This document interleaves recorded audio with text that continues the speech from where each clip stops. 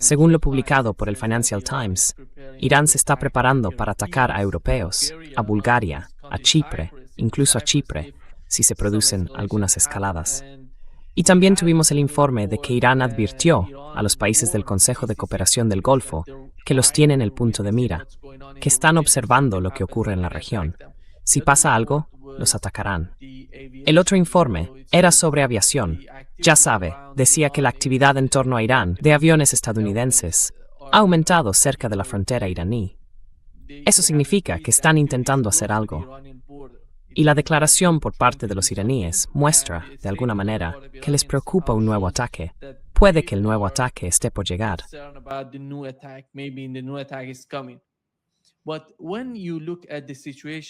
Pero, cuando se observa la situación ahora mismo, y a Donald Trump ayer y anteayer, todo gira en torno a la presión económica sobre los iraníes. Ayer dijo que no hay negociaciones en marcha, lo que, por cierto, confirmaba lo que decían los iraníes, porque ellos afirmaban que no había negociaciones. Pero sabemos que están enviando mensajes, incluso ayer y hoy, están enviando mensajes a los iraníes a través del gobierno pakistaní. ¿Cuál es su valoración de la situación en Washington y de la manera en que Donald Trump quiere continuar el conflicto?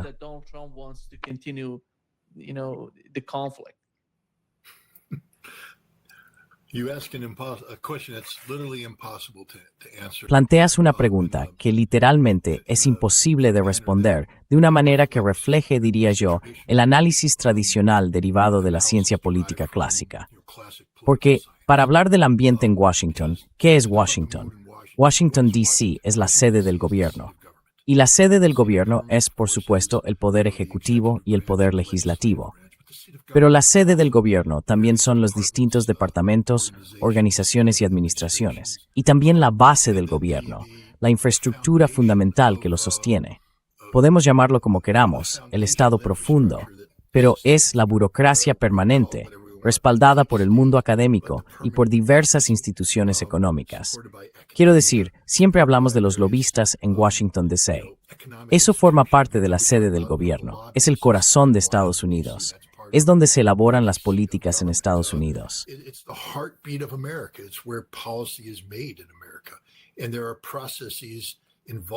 Y hay procesos que intervienen en la elaboración de políticas.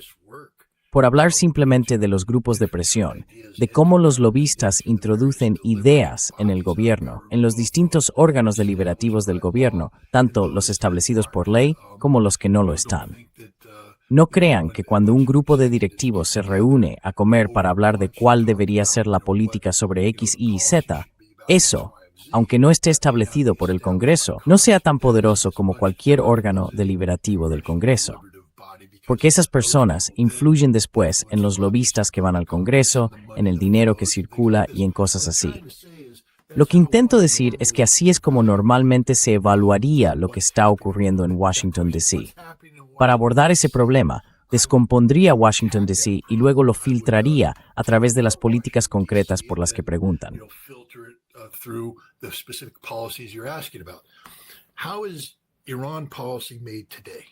¿Cómo se elabora hoy la política sobre Irán?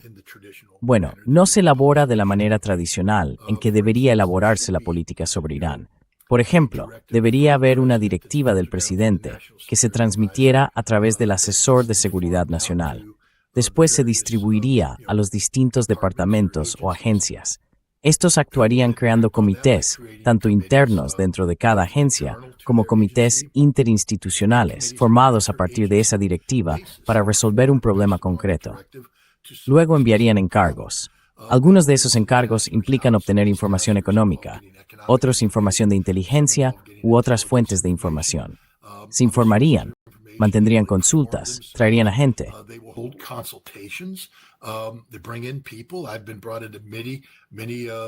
A lo largo del tiempo, me han llamado a muchos órganos deliberativos dentro del proceso interinstitucional para prestar testimonio y responder preguntas, de modo que puedan, una vez más, dotarse de conocimiento e información para encontrar respuestas al conjunto de problemas que se les ha encomendado resolver. Después, trabajarán juntos y alcanzarán un consenso que se trasladará al presidente a través de los procedimientos del gobierno. Se informará al Congreso. Habrá consultas entre el Poder Ejecutivo y el Legislativo para garantizar que haya equilibrio, y entonces se elaborará la política. Y cuando la política esté hecha, todo el mundo actúa. Cuando el presidente dice ejecuten X y Z, todo el mundo actúa. Saben de qué se trata, porque dicen participamos en la elaboración de esa política.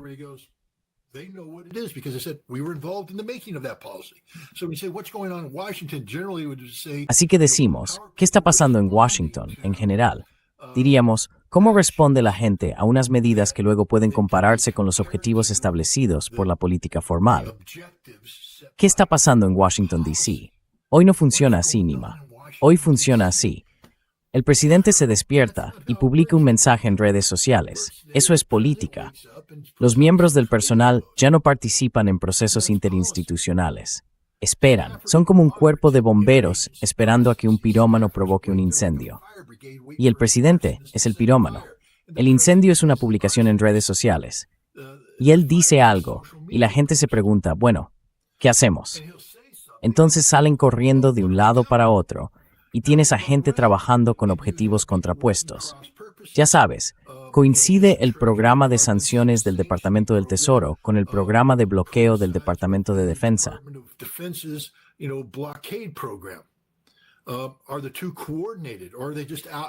¿Están coordinados los dos? ¿O simplemente actúan de forma independiente el uno del otro? Porque cuando el presidente dice, para hacer esto, necesitamos que se levanten ciertas sanciones contra los iraníes, eso se ha trasladado ya al Departamento de Guerra para que puedan permitir el paso de ciertos envíos marítimos. No, es que no hay ninguna coordinación. Actúan totalmente por su cuenta, basándose en lo que la gente cree que quiere el presidente, basándose en publicaciones en redes sociales que no han pasado por un proceso deliberativo. Entonces, ¿qué está pasando en Washington? Caos total, anarquía total, confusión total. No hay una política sobre Irán. No hay una política sobre Irán, porque no se puede llamar política a una realidad reactiva, día a día. Eso es simplemente pánico.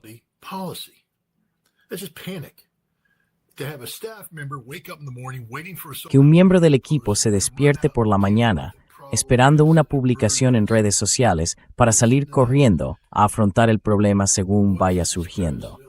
¿Qué quiere este presidente? Quiero decir, un día nos dicen que estamos preparando un ataque masivo. Al día siguiente nos dicen que levantamos las sanciones a 3 personas de la Guardia Revolucionaria iraní.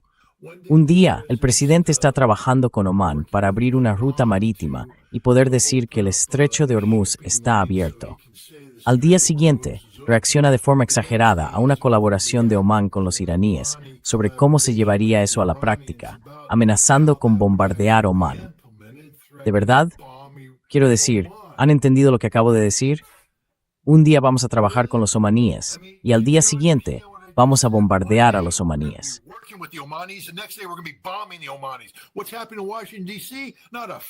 ¿Qué ha pasado en Washington, D.C.? Ni una maldita cosa. No ha pasado nada en Washington, D.C., porque se anula a sí mismo debido a la inestabilidad emocional del lunático que ocupa actualmente la Casa Blanca.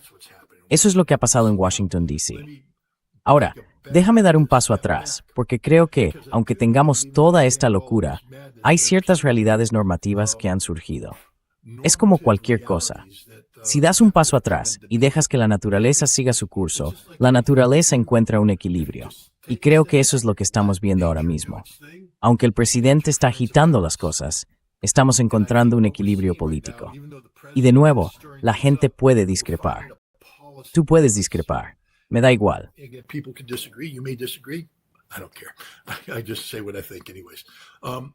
Yo solo digo lo que pienso, en fin. Creo que ahora mismo hay un equilibrio en la política basado en ciertas realidades. La realidad para Estados Unidos es que no podemos. Ya sabe, cuando la gente dice que hay aviones sobrevolando Irán y que quizá volvamos a atacar, ¿con qué? ¿Con qué? ¿Nos han crecido misiles de la noche a la mañana por arte de magia? ¿Hemos aumentado por arte de magia el número de armas de ataque de largo alcance que tenemos disponibles? No, sabemos que estamos prácticamente en cero, y sabemos que en el Pacífico y en Europa preocupa que no tengamos suficientes armas para hacer frente a la situación. La gran pregunta que se está planteando ahora mismo en los círculos políticos es, ¿qué pasa si Rusia y China se ponen de acuerdo y dicen, a la mierda, lancemos un ataque simultáneo?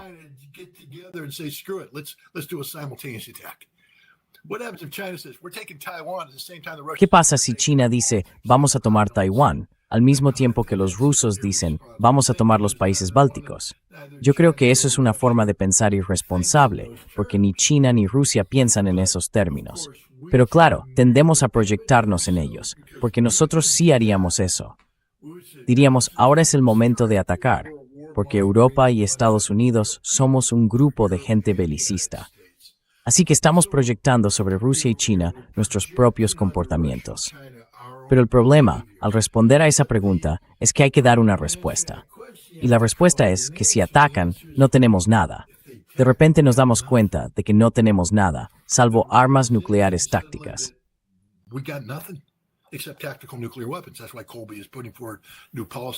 Por eso Colby está proponiendo una nueva política que dice que usaremos armas nucleares tácticas de forma preventiva al principio de cualquier conflicto convencional, porque no tenemos nada más. Dicho esto, salvo que el presidente esté pensando en lanzar armas nucleares contra Irán, y no creo que lo esté, ¿qué vamos a hacer? No vamos a atacar a Irán, al menos no de una forma militarmente significativa. Y hablaré de que habrá momentos en los que se produzcan choques. Creo que esta va a ser la nueva realidad permanente. Pero hablemos ahora de Irán. Sabemos que Estados Unidos no está dispuesto a llevar a cabo un ataque militar masivo contra Irán porque no puede mantenerlo. Irán.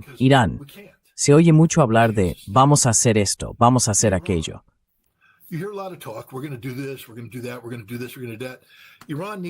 Vamos a hacer esto, vamos a hacer aquello. Irán necesita estabilidad económica. Usted lo sabe, yo lo sé. Esa es su prioridad número uno. La estabilidad económica a largo plazo requiere, por supuesto, que surjan ciertas realidades en Oriente Medio. Una de ellas es librarse de la influencia más desestabilizadora de Oriente Medio, Estados Unidos. Y después, lograr que lo que ocurrió en febrero no vuelva a suceder nunca. Pero sabemos que no hay ningún memorando de entendimiento. Está muerto, lleva muerto tiempo y no habrá ningún memorando de entendimiento. Eso no va a ocurrir. Así que sin un memorando de entendimiento, sin un alto el fuego, sin ningún acuerdo, ¿qué acuerdo existe? El acuerdo que dicta la naturaleza. Estados Unidos no puede continuar con operaciones militares a gran escala contra Irán.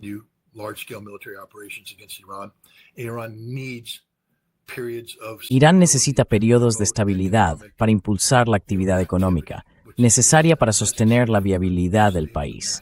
Así que lo que vemos es que ambas partes han llegado a un entendimiento que evita el conflicto.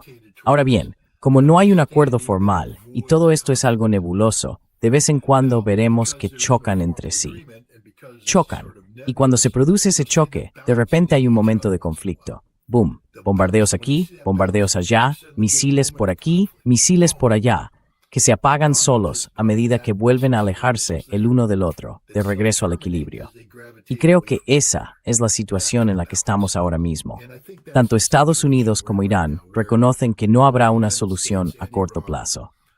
Demonios, Irán ni siquiera quiere hablar con Trump durante 2 años.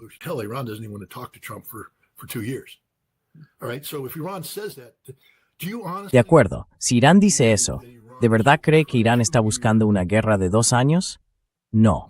Irán busca 2 años de estabilidad relativa para aumentar sus capacidades militares.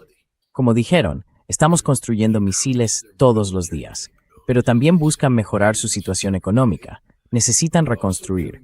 Muchas cosas quedaron destruidas. Tienen que reconstruirlas. Y es difícil reconstruir cuando vuelven a bombardearte.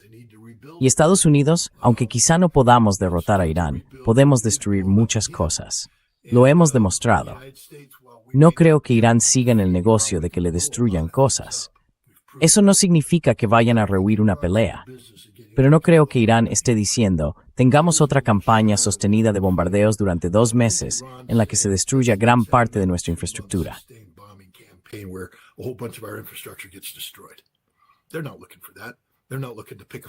No buscan eso.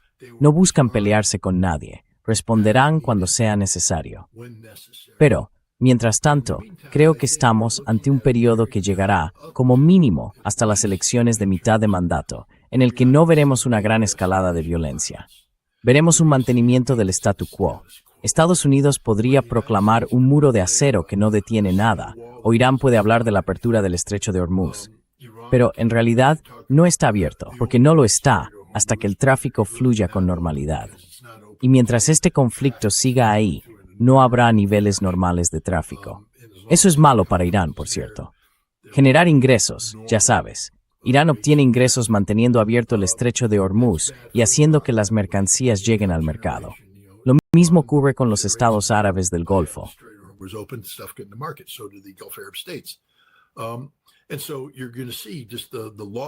Y así veremos simplemente cómo entran en juego las leyes de la naturaleza.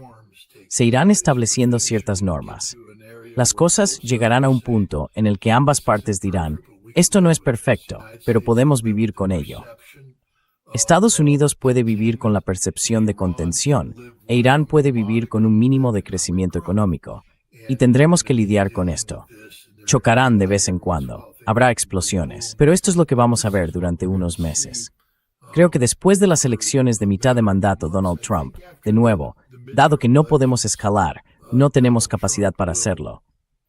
Creo que en ese momento Donald Trump se verá facultado, dependiendo de los resultados, para empezar a retirarse de Oriente Medio.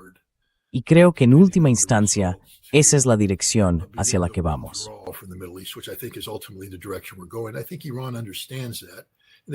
Creo que Irán lo entiende. Por tanto, ya sabe, ¿cuál es ese viejo dicho? Nunca te interpongas en el camino del enemigo cuando está haciendo lo que quieres que haga. Y estratégicamente a largo plazo, creo que Estados Unidos busca desconectarse de Oriente Medio, no redoblar la apuesta por la estupidez. E Irán no va a interponerse. Pero como nada de esto existe en un acuerdo formal, ni hay una estructura formal diseñada para mantener separadas a las dos partes, habrá acercamientos graduales. Chocarán, habrá momentos de violencia y luego volverán a distanciarse, porque ese es el equilibrio natural en el que creo que ambas partes están ahora mismo. Eso es lo que creo que está ocurriendo en Washington, D.C.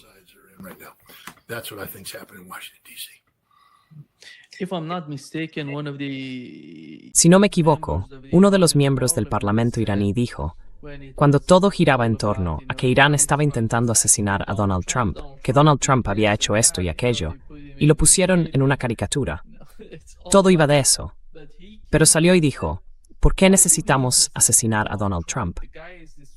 Ese tipo está destruyendo Estados Unidos. ¿Por qué necesitamos asesinarlo? ¿Quién va a hacer eso? Creo que así lo entienden. Y el otro punto, Scott, es que Irán no está.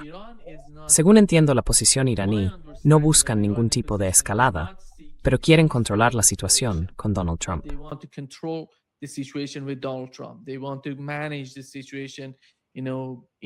Quieren gestionar la situación con la esperanza de que, quizá después de Donald Trump, llegue otra persona y eso cambie por completo el ambiente entre Irán y Estados Unidos. Pero el problema es que tuvimos lo mismo con la administración Biden.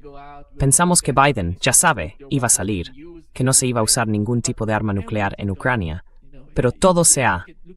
Ya sabe, hoy mire la situación. Es peor de lo que era antes. ¿Y cuál es su percepción de todo el caso de Irán y Estados Unidos en Asia Occidental?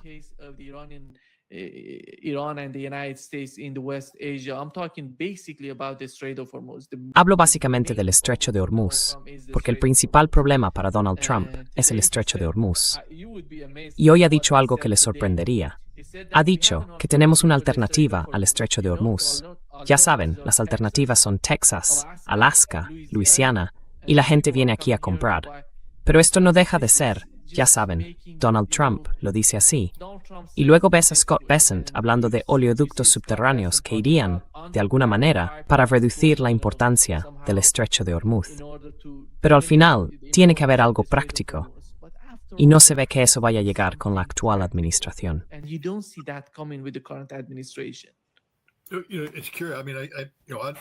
Sabe, es curioso.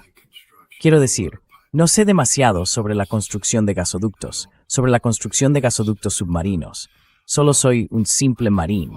No me dedico a ese tipo de cosas, pero sí seguí la construcción del gasoducto Nord Stream.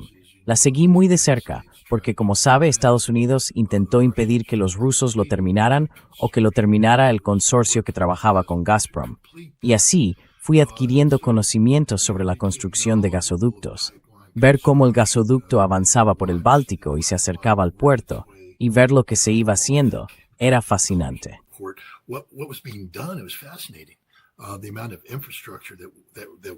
La cantidad de infraestructura que hizo falta para eso. La cuestión es que tienes que desplegar barcos que bajen las tuberías. Hay un barco grande que se encarga de eso y simplemente las baja hasta allí. Luego tienes a estos tipos que bajan y las ensamblan. Pero eso presupone cierta estabilidad. Me costaría imaginar uno de esos barcos bajando una tubería mientras un misil de crucero iraní impacta contra ella. Así que siempre me llama la atención cuando la gente habla de construir estos oleoductos submarinos. ¿Cómo demonios vas a hacerlo? Porque no crecen solos.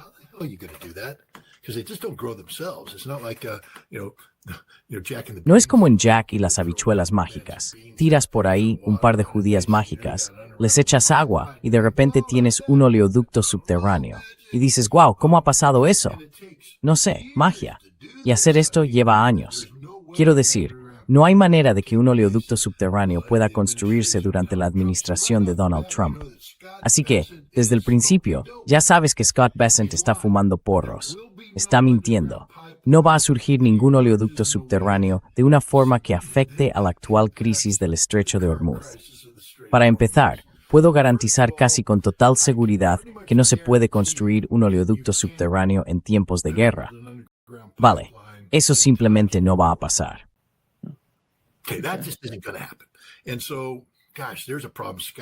Y entonces, caramba, hay un problema, Scott. Estás construyendo el oleoducto subterráneo porque no puedes abrir el estrecho de Hormuz, porque no tienes capacidad militar suficiente para hacerlo.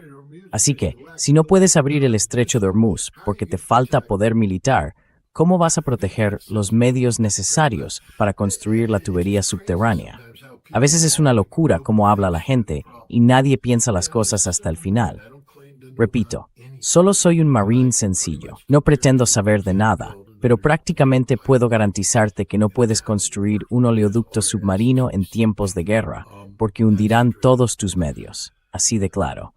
Me he desviado de la pregunta inicial. Tenía la respuesta. La tengo en la punta de la lengua. Se trata del estrecho de Hormuz. La cuestión es que ya sabe, Donald Trump dice que tenemos alternativas. Está mencionando. Vale, ahora lo entiendo. Ya estoy. Bueno, de nuevo, vamos a...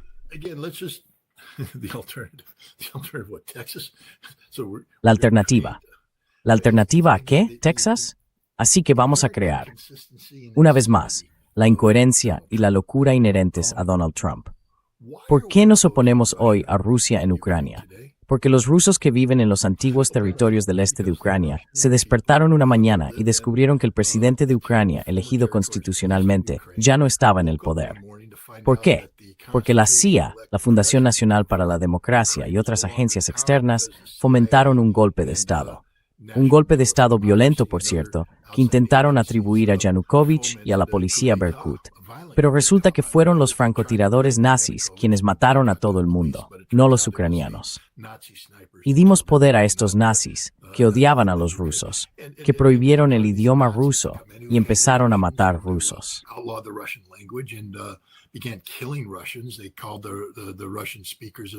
Llamaron antiterroristas a los ruso-hablantes del este de Ucrania y llevaron a cabo operaciones antiterroristas que enviaron al ejército contra esa gente.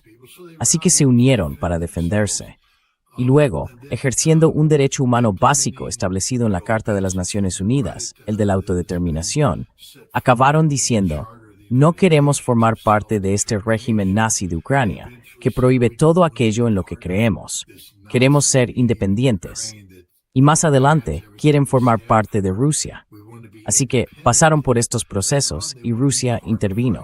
Y nosotros dijimos, no pueden hacer eso, por la integridad territorial, la soberanía. Quiero decir, son cuestiones fundamentales muy importantes para Estados Unidos, ¿verdad?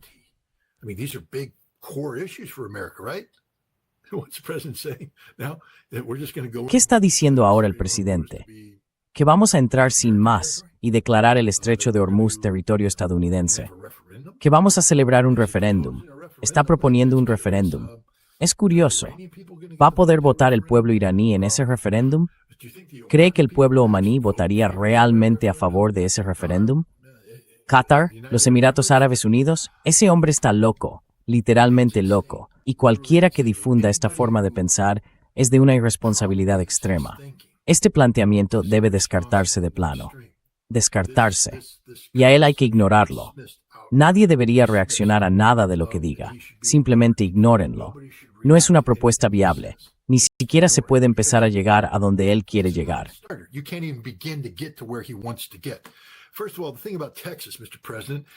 En primer lugar, lo de Texas, señor presidente, es que necesitas tener a un tipo llamado Sam Houston que le dé una paliza a Santa Ana.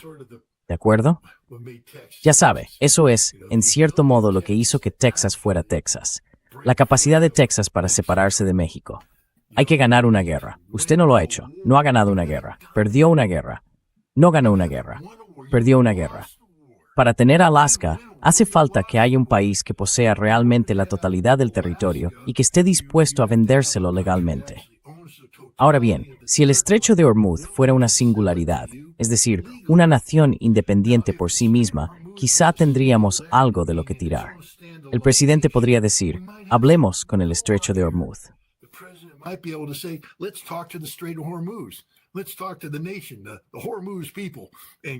Hablemos con la nación, con el pueblo de Hormuz, y hagamos que decidan que quieren formar parte de Estados Unidos.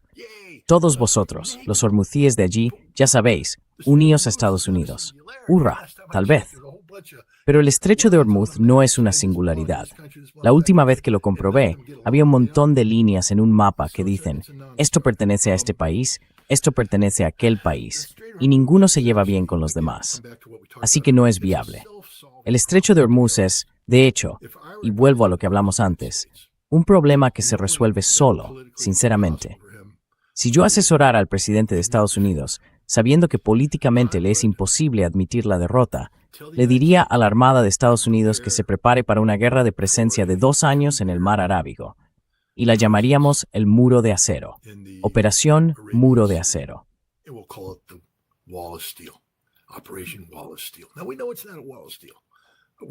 Ahora, sabemos que no es un muro de acero, pero vamos a llamarlo Operación Muro de Acero, y no vamos a hablar de ello. Simplemente diremos que está ahí. Así, cada día el presidente puede publicar algo diciendo, mantenemos nuestro bloqueo contra Irán, éxito del 100%. No profundicen. No hablen de los detalles. Limítense a decirlo. Mantenemos nuestro bloqueo de Irán, éxito del 100%. Así que ahora tenemos una política de mantenimiento del bloqueo de Irán. Y eso les causa algunos problemas a los iraníes, cuestiones de seguros y cosas de esa naturaleza. Después, no hagan absolutamente nada. Dejen que el estrecho de Hormuz se resuelva por sí solo, porque lo que ocurrirá es que todas las naciones del Golfo se reunirán y dirán, ¿cómo hacemos para que los barcos circulen por aquí? Kuwait necesita que los barcos circulen por ahí.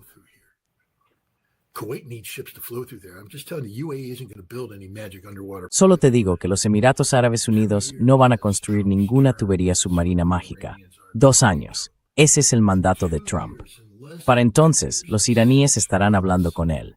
En 2 años, en menos de 2 años, en 6 meses, el problema del estrecho de Hormuz se resolverá solo si Estados Unidos no hace más que mantener un bloqueo.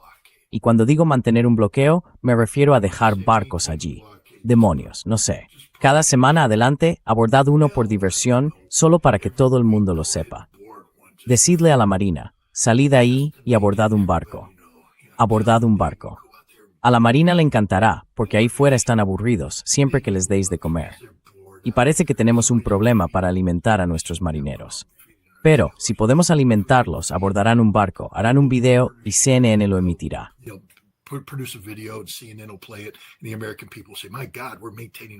Y el pueblo estadounidense dirá, Dios mío, estamos manteniendo un bloqueo de los de verdad. Mientras tanto, se reabre el estrecho de Hormuz, y en vez de que circule por él el 13% de su capacidad, circulará cerca del 100%. No será el 100%, porque Irán no va a permitir el paso de barcos vinculados con Israel o con Estados Unidos. Pero verán que otros estados dicen, necesitamos paz con Irán, necesitamos relaciones normales. Empezarán a establecerlas. El estrecho de Hormuz se resuelve por sí solo a favor de Irán si no se hace nada. Y eso es lo que yo le aconsejaría al presidente. No haga nada.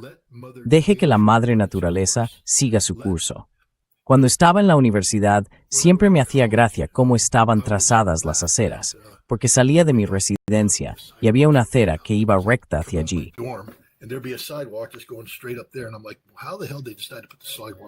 Y yo pensaba, ¿cómo demonios decidieron poner la acera así?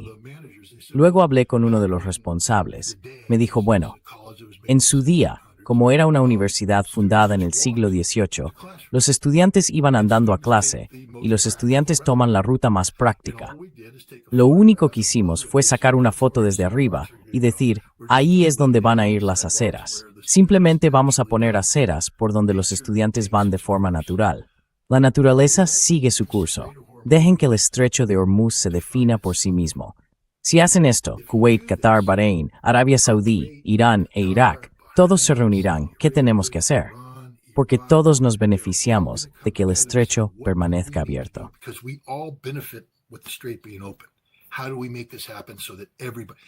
¿Cómo hacemos que esto ocurra para que todos? Y esto no solo llevará a entendimientos económicos, sino también políticos. Y de nuevo, desde la perspectiva de Estados Unidos, perdimos una guerra. La cuestión es, ¿cómo limpiamos este desastre? Cuanto más intentemos intervenir ahora para forzar una cuestión con una posición débil, menos funciona. Dejemos que pasen 6 meses sin hacer nada.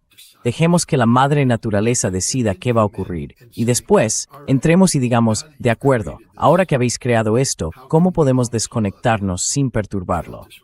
Y esa es la clave.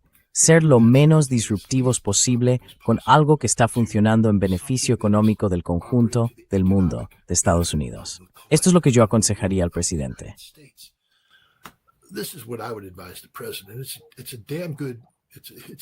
Es condenadamente bueno, es el camino a seguir, pero no va a serlo, porque este presidente tiene que tener el control y la gente va a despertarse por la mañana y cabrearle. Quiero decir otra vez, Oman, 1 minuto, estamos trabajando con los omaníes sobre cómo negociar el paso. Al siguiente, los bombardeamos o amenazamos con bombardearlos. ¿Cómo se hace esto? 1 minuto, con los iraníes, estamos levantando las sanciones contra la Guardia Revolucionaria iraní. Al siguiente, hablamos de reanudar una campaña masiva de bombardeos. Quiero decir, este tipo de incoherencia política crea parálisis. Creo que Irán, a largo plazo, va a dejar que la madre naturaleza siga su curso. Irán ya ha adoptado el enfoque que recomendé, no intervenir.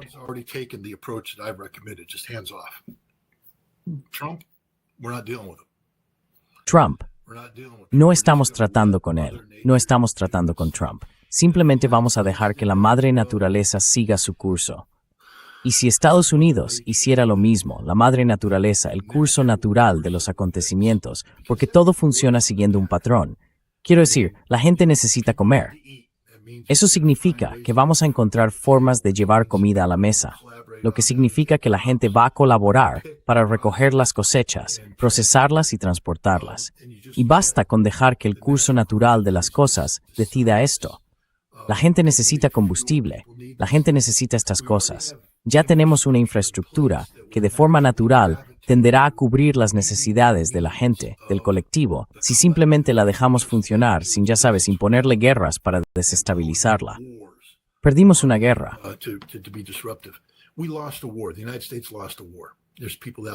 Estados Unidos perdió una guerra. Hay gente que no quiere admitirlo, pero perdimos una guerra.